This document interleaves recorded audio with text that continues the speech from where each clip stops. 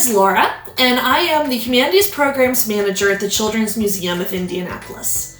Now, like a lot of grown-ups out there, I actually grew up going to the Children's Museum with my family, and one of my favorite things when we would visit would be to stop in to see the miniature rooms.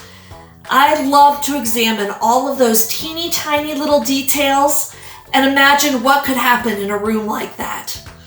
Now, as a grown-up, I actually paint miniature paintings. And so today, I'm going to share one of those paintings with you. Now, in order to do this, we don't really need any special equipment, nothing too fancy. Generally for my canvas, I just use a little scrap of cardboard. You can get this from any recycled box. For paints, again, nothing terribly fancy. I have a variety of colors of just basic craft acrylic paint. You need a couple of brushes. One with a nice fine tip is particularly important, a nice small brush. I also use toothpicks for all the little teeny tiny details. Paper towels are important to have on hand to clean up any messes. And I also have a palette to hold the paint and mix any colors on. So, without any further ado, let's go ahead and get started. Okay, so here we are ready to get started. This is the picture that we're going to be using as our reference shot today. You can see we're going to be doing the Children's Museum. And when looking at a picture like this, when I'm planning to paint a miniature, a very small version of it, there are too many details in this picture to worry about. So the first thing that you want to look for are basic shapes and proportions. So shape is, we've got this big rectangle here. We have a rectangle here with a triangle on top and a little half circle. So you're looking for those major shapes. And then proportion is looking at the size of things in relation to other things in the picture. So for example, if you were to break this picture up into 5 sections, the Welcome Center would take up about 3/5 of those sections, and this section over here is about 2/5. So you want to think about how big things are in relation to each other and those major shapes. So, next thing we do, we can look at proportions the other direction as well. We have a section down here, section up there, and then the main picture's in the middle. I would say this building takes up a little more than half of the page, with a remaining quarter down below and a remaining quarter up above. So all of those proportions are things to keep in mind as we start to sketch out the major parts of this picture.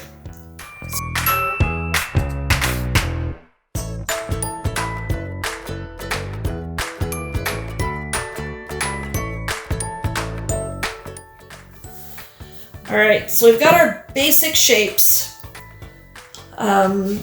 blocked in, so now we get to start painting.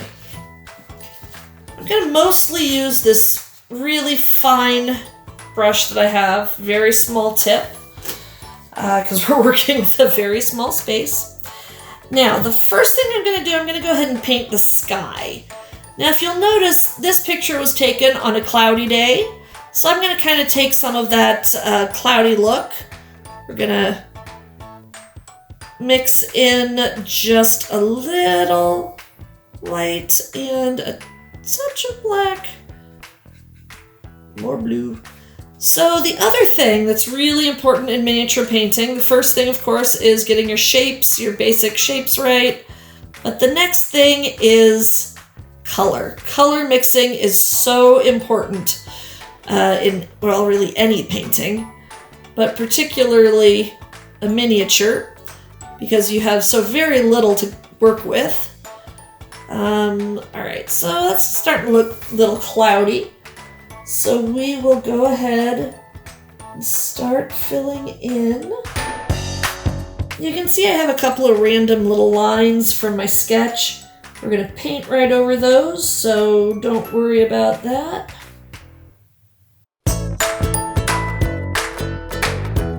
Alright, now I'm going to get a slightly darker shade going here to come in and just dip in some shadows in these clouds. Nothing major, nothing real heavy.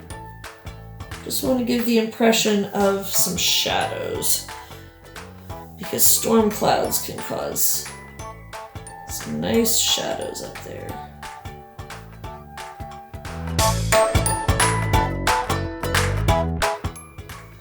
Now I will note the bottom part of that is in shadow, so I'm going to mix just a touch of black in with the brown to create a darker shade of the brown that I can take back in for that little shadow down towards the bottom.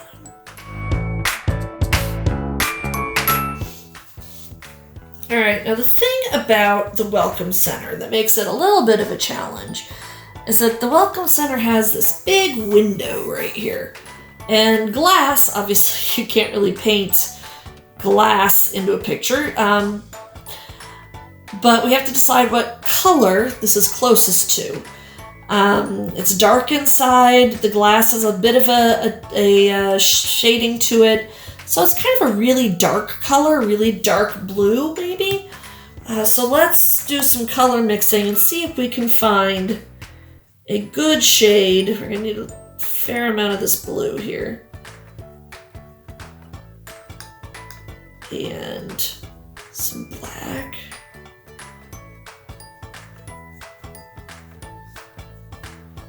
Okay, maybe a touch of white because there is some gloss to it, so we don't want it to be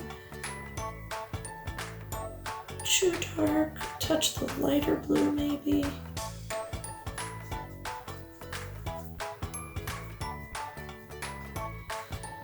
And maybe just a dab of green. Let's see what we get here.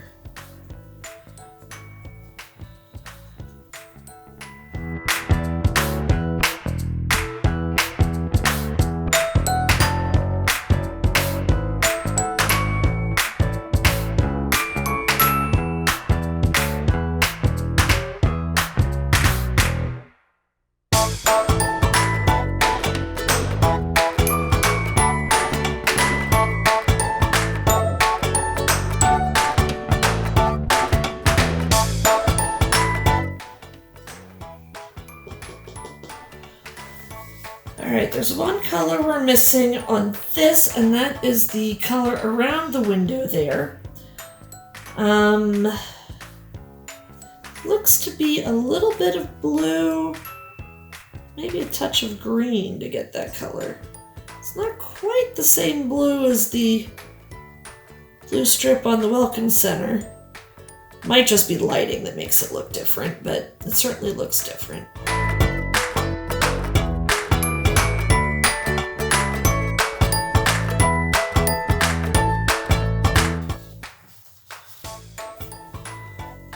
Doing good so far, I think. Alright, next thing I want to do before I tackle the dinosaurs, because they're going to be tricky, I want to go ahead and put in the concrete that's going to be in the forefront there. So to do the concrete, we're just going to add a little bit more white to what we have going on here, because that concrete definitely has a brownish cast to it.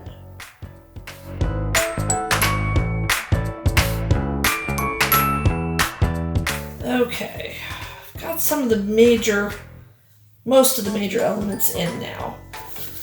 So the next thing, this is the tricky part. This is where we're getting to the part that makes me nervous. And that's going to be drawing the lines in the window frames. Because there are a lot of them. They're definitely there, but they're not overly pronounced. So we're going to try and do that. We're definitely not going to draw in as many lines as there are in reality, because we just don't have the room for that. But we have to draw enough, or paint in enough, to give the impression of those window frames. I'll start with the one up at the top. There's one really bright one that runs the entire length at the top. I think this color should work nicely.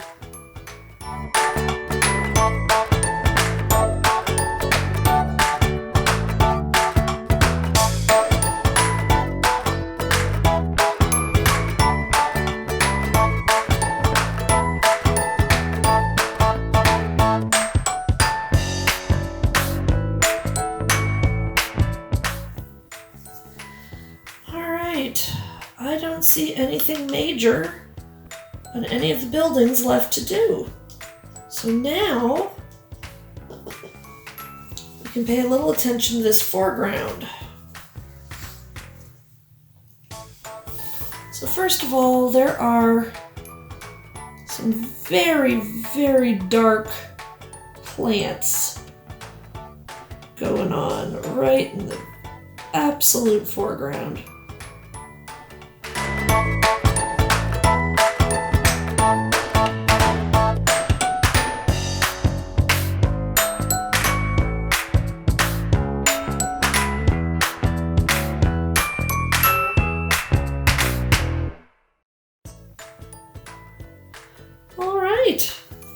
I think we've done it. Not seeing any other majorly missed features. So I hope that was interesting. Okay, bye.